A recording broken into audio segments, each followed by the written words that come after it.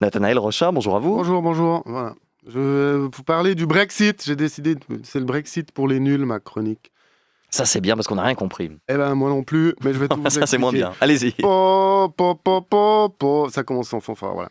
C'est pas mes oignons le Brexit, mais on parle que de ça, du Brexit aux nouvelles, tous les 2 jours, à forum.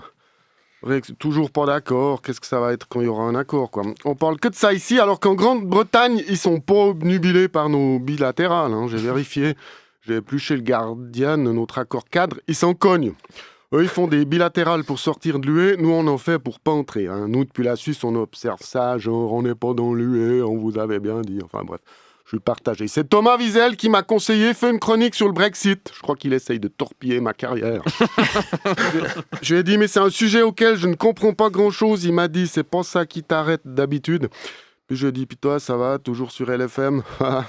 Donc, le Brexit, je me suis dit, je vais essayer de comprendre puis de vulgariser pour les gens qui, comme moi, suivent ça d'un derrière distrait.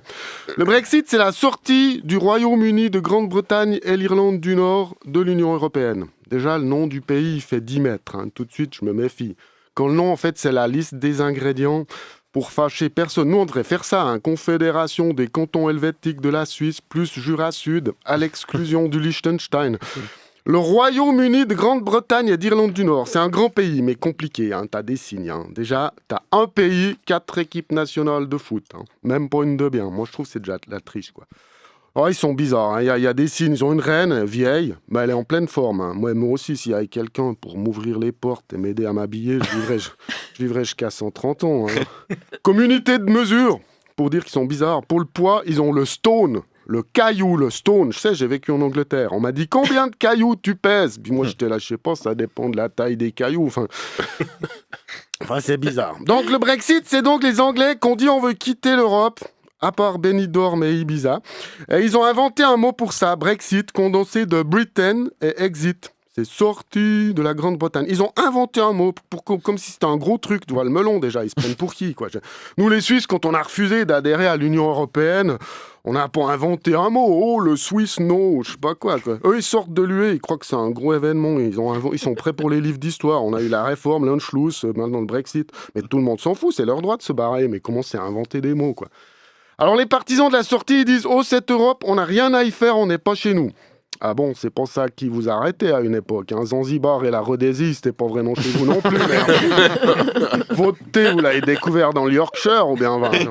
De manière générale, l'UE, c'est un peu le bouc émissaire pour les populistes des pays membres. Ils disent « Oh, l'Europe, c'est nul, notre pays va mal, c'est toute la faute à l'Europe ». Des fois, on se retient de leur dire, hein, vous avez vu votre pays avant, c'était pas terrible non plus, hein, je veux dire, c'était pas Byzance. Enfin, je citerai pas de pays, je veux pas d'incident diplomatique. Où ça se complique, c'est que le Brexit se décline encore en sous-catégories. Il y a le Brexit mou et le Brexit dur. C'est comme le caramel. C'est vrai, en anglais, c'est Brexit hard et Brexit soft. C'est comme le porno. Quand ma nana s'est barrée, elle a bien fait, c'est pas la question, mais quand elle s'est barrée, elle a décidé de se barrer, on n'a pas signé des bilatérales. Elle a foutu mes affaires à la poubelle. Bah ça, c'est un Brexit dur, voyez.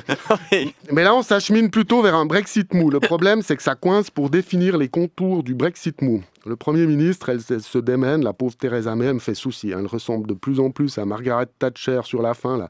Oh, la pauvre Theresa May. Devant le Parlement britannique, on dirait une prof remplaçante, invertébrée, chahutée par ses élèves.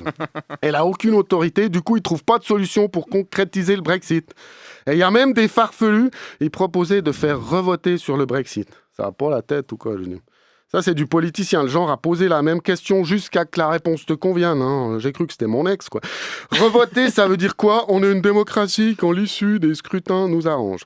Alors, le Parlement britannique a même voté sur la question de savoir s'il fallait revoter. Et je suis étonné que personne n'ait encore proposé de revoter pour savoir s'il fallait refaire le vote sur la question de savoir s'il fallait revoter. Voilà. J'espère que vous y voyez plus clair maintenant. C'est très clair. Merci, Nathanaël Rocha.